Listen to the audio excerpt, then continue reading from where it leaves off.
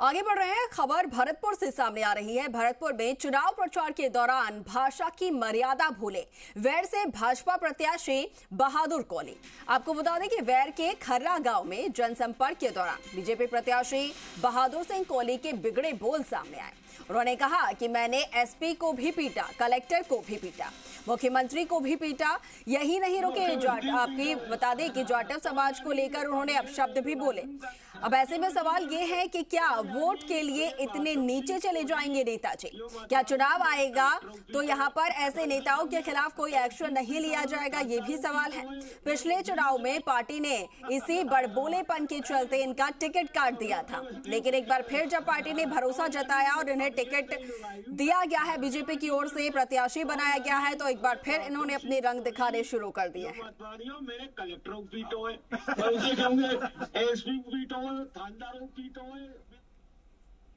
क्यों कर दे तो यानी ये बहादुर सिंह कोली यो मतवादियों मेरे कलेक्टरों की पीटो है और उसे कहूंगे एसपी को पीटो है, थानेदारों की पीटो है, वीडियो चलाई मुख्यमंत्री पीटो है तो यानी अब ये नहीं लगाऊंगा क्यों कर दे तो यानी ये बहादुर सिंह कोली यो मतवादियों मेरे कलेक्टरों को पीटो है और उसे कहूंगे एसपी को पीटो है, थानेदारों की पीटो है, वीडियो चलाई मुख्यमंत्री को पीटो है तो यानी अब ये नहीं लगाऊंगा। इस पूरे मामले को लेकर हमारे सहयोगी हमारे साथ देवेंद्र जुड़ चुके हैं, ज्यादा जानकारी दे पाएंगे। देवेंद्र, एक बार पहले भी अपने बड़बोलेपन के चलते इनका टिकट काटा गया था, जो भाजपा से प्रत्याशी है वैर से बहादुर कोली।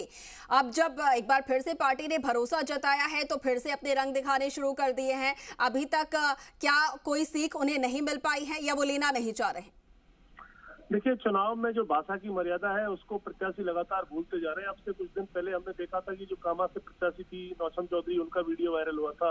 उन्होंने जिस तरह बयान दिया था, पत्थर, ईंट, गोली और जूते से इलेक्शन लड़ने की बात कही थी और उसके बाद इलेक्शन कमीशन ने नोटिस जारी किया। और अब फिर जब ये वीडियो बहादुर सिंह कोहली जो बैर से प्रत्याशी हैं भाजपा के, उनका सामने आया जिसमें वो कलेक्टर को पीटने की बात कर रहे हैं, एसपी को पीटने की बात कर रहे हैं, थानेदार को पीटने की बात कर रहे हैं, मुख्यमंत्री को पीटने की बात कर रहे हैं। यही नहीं, वो एक जाति विशेष को भी टारगेट कर रहे हैं और उसको लेकर लगातार अपशब्द कर रहे हैं। वो हम बीप करके आप जैसा आप दिखा रहे हैं दर्शकों को सुना नहीं सकते, क्योंकि निश्चित रूप से इसको इलेक्शन कमीशन को इस पर एक्शन लेना चाहिए। क्योंकि इस तरह की अगर भाषा की मर्यादा को, क्योंकि इलेक्शन के ऑब्जर्वर यहाँ पर है, भरतपुर में 6-8 ऑब्जर्वर है, तो सामान्य ऑब्जर्वर है, तमाम तरह के जो ऑब्जर्वर्स यहाँ पर लगे हुए हैं और जिला निर्वाचन अधिकारी, उनको भी इसमें कार्रवाई करनी चाहिए। क्योंकि एक जाति विशेष को अगर इस तरीके से टारगेट किया जाएगा, आप अपने मतदाता प्रचार के दौरान इस तरह की भाषा का इस्तेमाल करेंगे तो कैसे लोगों को, मैं आप यहाँ लोगों को ये दिखाना चाहते हैं, आप लोगों को डराना चाहते हैं कि वो कलेक्टर को भी पीट सकते हैं, एसपी को भी पीट सकते हैं, मुख्यमंत्री को पीट सकते हैं। इस तरह की भाषा का इस्तेमाल करके आप जो मतदाता है उसको डराना चाहते हैं, धमकाना चाहते हैं या अपने प्रभाव में लेना चाहते हैं। इस तरह की चीजें अगर होंगी तो निश्चित रूप से इलेक्शन की जो कोड ऑफ कंडक्ट है, जो इलेक्शन की गाइडलाइन है, उसकी अवहेलना है और उसमें निश्चित रूप से इलेक्शन कमीशन को कार्रवाई करनी चाहिए।